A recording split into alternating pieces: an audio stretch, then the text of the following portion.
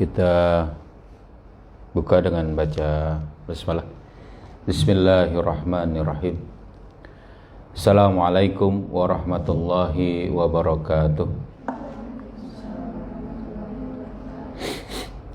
Alhamdulillah, nahmaduhu wa nasta'inuhu wa nastaghfiruh wa na'udzu billahi min shururi anfusina wa min sayyiati a'malina. May yahdihillahu fala mudilla lahu wa may yudlilhu fala hadiyalah. Asyhadu an la ilaha illallah wahdahu la syarikalah wa asyhadu anna Muhammadan abduhu wa rasuluhu la nabiyya ba'da. Allahumma salli ala sayyidina Muhammad wa ala ali sayyidina Muhammad. Rabbi israh li sadri wa yassir li amri wahlul 'uqdatam min lisani yafqahu qawli. Subhanaka la ilma lana illa ma 'allamtana innaka antal alimul hakim. Amma ba'du. Alhamdulillah, segala puji hanya bagi Allah. Salawat serta salam semoga selalu tercurah kepada junjungan kita Nabi Muhammad sallallahu alaihi wasallam serta keluarganya, sahabatnya dan juga para pengikutnya yang setia dengan ajarannya hingga akhir zaman. Alhamdulillah, anak-anakku sekalian dan juga para asatidzah yang dirahmati Allah, kita lanjutkan kajian kita di Sabtu pagi, yaitu 60 hadis sultaniyah. Kita masuk kepada hadis ke-16 dan juga hadis ke-17. Kita sudah beberapa kali Sabtu ini tidak kajian ya. Kebetulan banyak sekali hal-hal yang tidak bisa kita hindari di sini. Insyaallah kita lanjutkan di sini hadis ke-16. Di sini dijelaskan man waliya min amril muslimina syai'an fa ammara alaihim ahadan muhabatan fa alaihi la'natullahi la yaqbalullahu minhu sorfan wala adlan hatta yudkhilahu jahannam wa man a'ta ahadan himallahi faqad intahaka fi himallahi syai'an bighairi haqqihi fa alaihi la'natullahi aw qala tabarra'at minhu zimmatullahi azza wa jalla. Nih, hadis ini sangat isinya sangat dalam sebenarnya. Ya. Lalu hadis ke-17 di sini digabungkan ma min walin yali ra'iyatan ya, minal muslimina fayamutu wa huwa ghashun lahum illa harramallahu alaihil jannah. Insyaallah. Hadis yang pertama tadi adalah hadis riwayat Imam Ahmad dan ini adalah hadis Imam Bukhari tentang larangan nepotisme. Nah, jadi ada nepotisme. Jadi beberapa waktu yang lalu itu ramai orang-orang itu menurunkan pemerintahan karena adanya katanya nepotisme. Apa sih nepotisme itu? Nepotisme itu mengangkat seseorang dalam satu jabatan pemerintahan tertentu ya, dalam satu jabatan tertentu di pemerintahan berdasarkan kecintaan, berdasarkan kekeluargaan, bukan berdasarkan kepada profesionalitas. Nah, jadi kalau yang namanya nepotisme itu pokoknya di jabatan publik, jabatan umum kepada masyarakat, jabatan pemerintahan itu diberikan kepada keluarganya, kepada orang terdekatnya yang dia cintai, bukan berdasarkan kemampuan. Harus ingat gitu dulu. Itu nepotisme. Jadi nepotisme ini adalah mengesampingkan, jadi meminggirkan kemampuan seseorang untuk mengurus rakyat, itu untuk mengurus umat, Nah, yang kita maksud di sini adalah larangan nepotisme dalam sistem Islam. Harus ingat nih, ya. Kalau dalam sistem kafir mah nggak peduli, bodoh amat. Nah, misalnya kira-kira gitu. Kita nggak mau ngurusin, karena apa? Sistemnya memang sudah sistem kafir. Ya, sistem kufur. Dalam sistem demokrasi, dalam sistem kerajaan, dalam sistem sosialisme, dalam sistem selain Islam, sistem pemerintahan selain Islam, ya, maka kita tidak urus karena haram. Mau dia nepotisme kek, mau dia kayak gimana kek, udah nggak beres. Kenapa Nabila? Enggak, kira sakit. Itu sama kakak anu tuh. Ya. Gitu ya. Jadi ya, itu ingat, dalam sistem Islam yang kita bahas ini. Jadi kalau sekarang misalnya kita berpikir ini nggak boleh nepotisme dan sebagainya, kita nggak layak membahasnya karena bukan sistem Islam. Kita harus ubah dulu sistemnya menjadi sistem Islam. Ngerti ya? Nah, ini harus tahu nih. Hadis ini, hadis riwayat Imam Ahmad, dikatakan di sini. Nah, ini yang kita pahami. Jadi Islam melarang nepotisme. Mana hadisnya, mana dalilnya? Man waliya min amril muslimina syai'an fa'ammara alaihim ahadan muhabatan. Jadi barang siapa yang mengurusi salah satu urusan kaum muslimin, nah ini dia tadi, sebagai penguasa yang ngurusin urusan kaum muslimin dan mengangkat seseorang untuk kaum muslimin tadi, untuk mereka atas dasar kecintaan, maka kata Rasulullah, fa'alaihi laknatullahi, maka baginya laknat Allah, nauzubillah, insyaallah. Ya, dilaknat dia sama Allah. Kenapa? Karena orang ini telah mengangkat orang yang harusnya mengurusi kaum muslimin dengan benar, dengan profesionalitas, ya, dengan baik, tapi malah mengangkat orang yang dia berdasarkan kecintaan dia, kekeluargaan dia misalnya. Itu yang nggak boleh. Harus diingat dulu nih. Dalam Islam, sistem manajemen, sistem pengelolaan urusan kepada masyarakat itu harus punya 3 syarat. Yang pertama itu harus cepat. Yang kedua itu harus mudah, nggak boleh berbelit-belit, nggak boleh dilama-lamain yang pertama tadi. Nggak boleh dilambat-lambatin, harus mudah. Dan yang ketiga profesionalitas. Profesional, artinya apa? Bener, mampu orangnya. Jadi kalau dalam Islam itu sistem manajemen itu begitu. Jadi nggak boleh dilambat-lambatin, disengaja supaya dia melewati meja ini, meja ini, meja ini, harus ke sini dulu, sini dulu. Kalau bisa cepet, kenapa harus lambat? Kalau sekarang kenapa kalau bisa lambat, kenapa harus cepat? Nah, dibalik kan gitu. Terus yang kedua mudah, dimudahkan, nggak disusah-susahin. Cari yang paling mudah, itu dalam sistem manajemen Islam. Dan yang ketiga, yaitu apa? Profesional, orangnya paham. Jadi dia itu nggak bisa, kalau misalnya orang ini nggak cakap, nggak ngerti dengan urusan ini.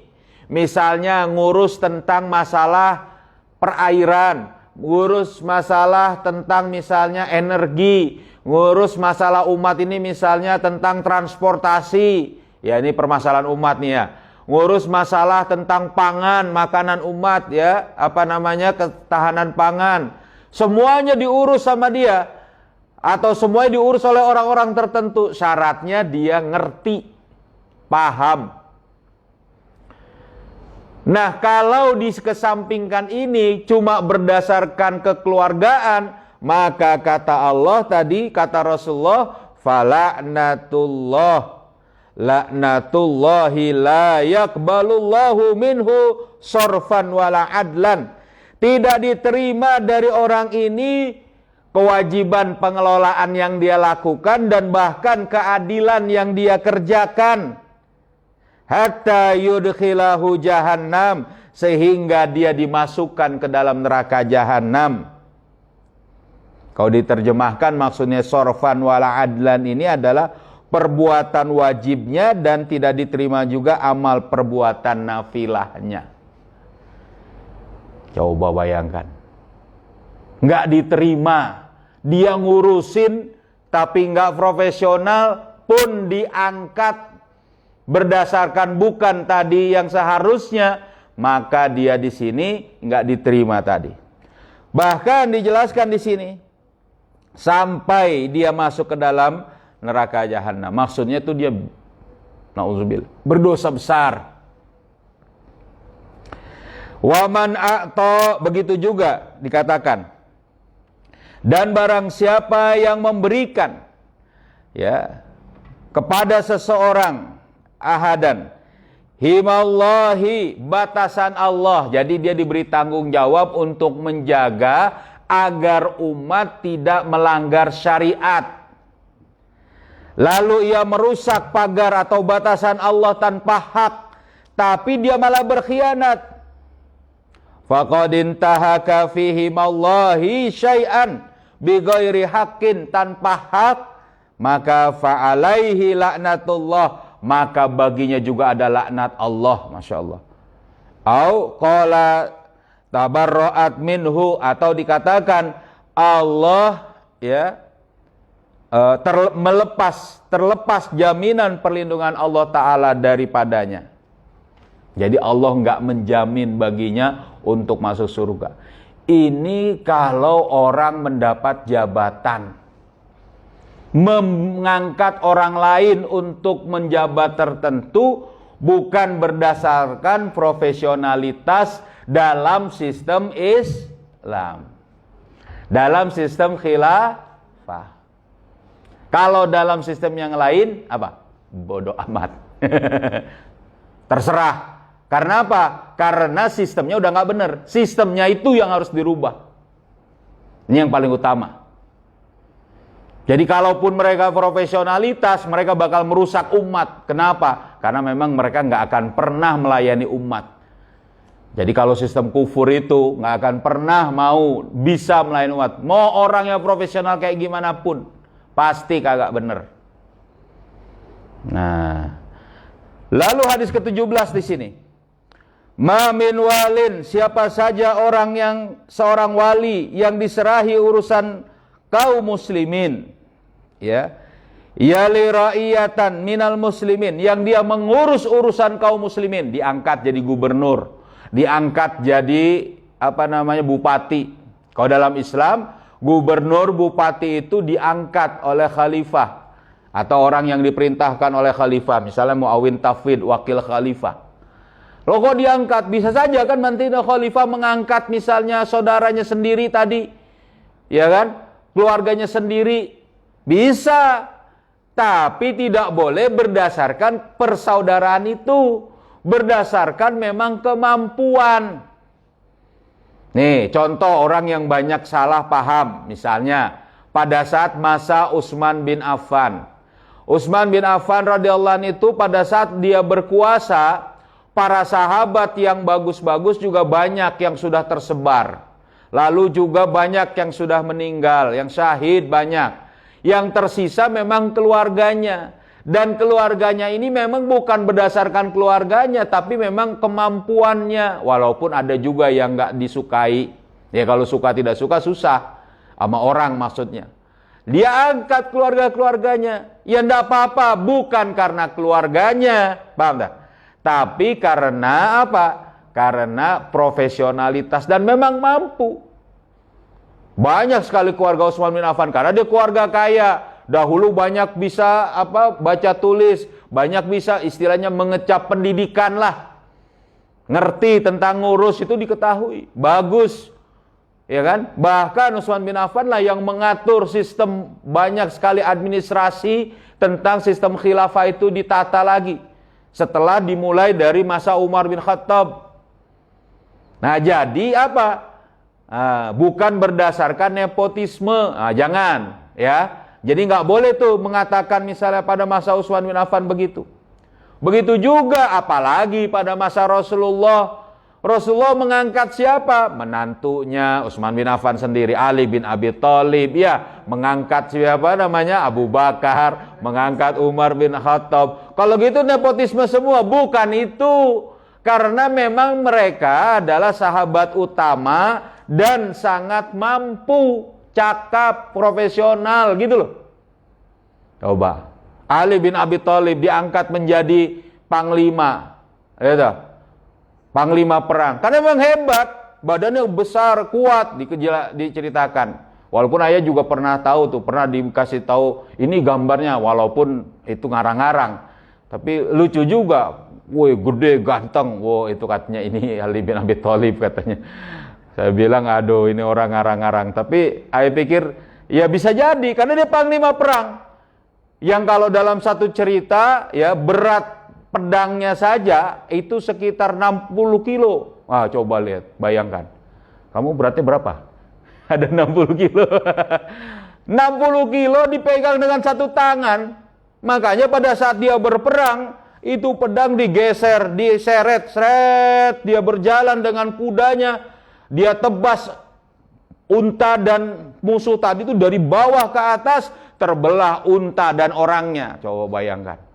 Terbelah, naik ke atas, turun lagi, belah lagi dari bawah. Jadi orang kafir itu porak-poranda. Dengan apa? Dengan kegagahan dan kehebatan Ali bin Abi Thalib karamallahu wajhah dalam peperangan. Diangkat dia menjadi panglima. Pun dia berani, pun dia pintar, cerdas. Bukan berdasarkan karena apa?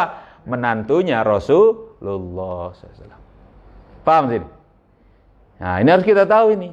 Karena apa? Rasul bilang kalau dia ini diangkat atau ada orang yang disuruh mengurus urusan kaum muslimin, mengangkat saudaranya, mengangkat berdasarkan kecintaan saja dari dirinya, bukan berdasarkan apa? Profesionalitas tadi, maka Allah melaknat orang ini. Kan nggak pas ini. Makanya harus ngerti juga di situ. Paham tak? Nah, bahkan dikatakan fayamutu wa huwa ghasun, maka pada saat dia mati dalam keadaan curang, ya, bersikap curang tadi, mengkhianati, lahum illa haramallahu alaihil jannah, maka baginya tiada lain diharamkan surga. Masya Allah, surga itu padahal bagi orang mukmin, ya. Ternyata maksudnya dosa besar yang dia ini harus masuk neraka dulu.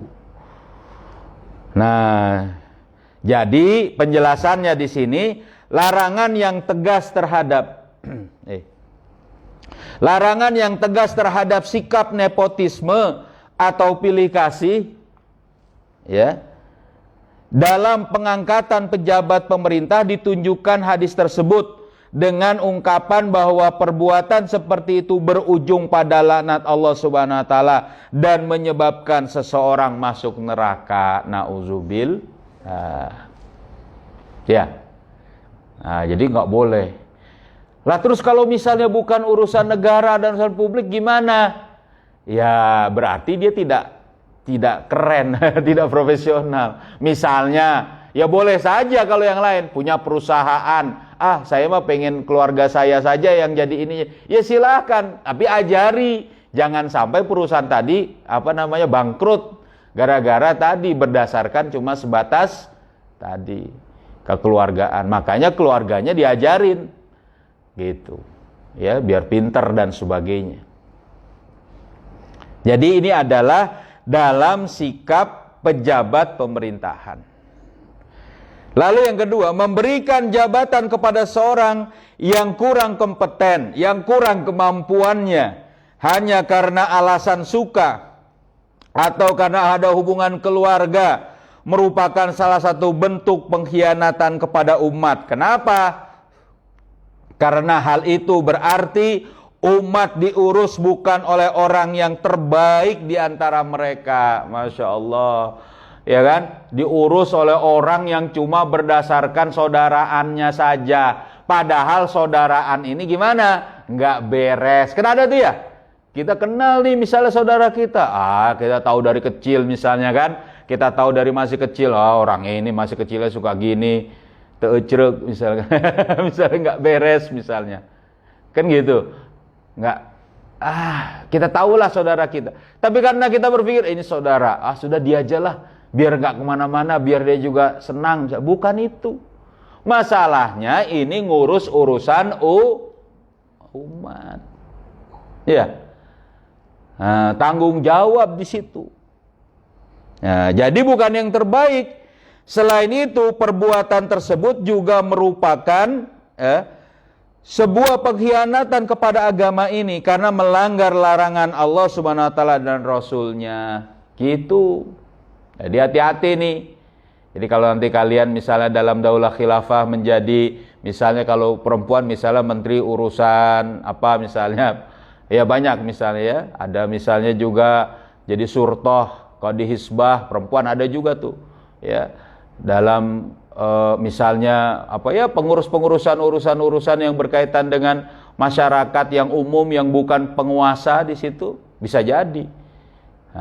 Lalu harus punya anak buah, punya jabatan tertentu, ya siapa yang diangkat harus berdasarkan kemampuan, kompetensi. Jadi ini kenapa bisa melanggar perintah Allah dan larangan Rasul. Ada riwayat lain dari Umar radhiyallahu anhu yang menyatakan bahwa penguasa yang berbuat demikian sama saja dengan mengkhianati Allah Subhanahu wa taala, Rasulullah SAW dan seluruh kaum mukmin. Ini dijelaskan begitu. Jadi ini mengkhianati, Masya Allah. Kenapa? Karena dia orang yang akan ditaati oleh umat. Mana perintahnya? Kata Allah, atiullaha wa atiur rasul wa ulil amri minkum. Makanya minkumnya itu menjadi syarat orang ini harus taat pada Allah dan Rasul, ya dah. Baru kita taati juga. Nah, kalau dia misalnya mengkhianati Allah dan Rasul, gimana ini? Bahaya kan? Sedangkan ketaatan sudah ada. Dia akan benci kepada kita itu. Ya kan? Syiraru a'immatikum. Ini sudah kita bahas dulu ya. Yang paling buruk dari pemimpin-pemimpin kalian itu adalah apa? Yang mereka membenci kalian, kalian membenci dia. Jadi dia tuh benci kepada kita. Kenapa? Nggak tahu ini gimana. Karena dia telah mengkhianati Allah dan Rasul. Lalu berikutnya kita pun akhirnya benci. Bisa begitu dalam sistem? Bisa. Cuma makanya dalam Islam, ya dah, ada mekanismenya, yaitu muhasabah lil hukam, mengoreksi penguasa. Nah, maka ini harus dibuat dalam sistem khilafah. Nah, berikutnya nih dari hadis berikutnya. Dalam riwayat yang disepakati oleh Imam Bukhari dan juga Imam Muslim, dinyatakan bahwa penguasa yang mati sedangkan dia berbuat curang atau berkhianat pada umatnya, maka dia tidak diizinkan Allah Subhanahu wa taala untuk masuk surga. Ini sistem Islam, dia berkhianat nggak boleh masuk surga. Gimana kalau dia bukan sistem Islam? Ya neraka juga. Mau wa malam yahkum bima anzalallah faulaika humul kafirun. Nah, itu jelas dikatakan.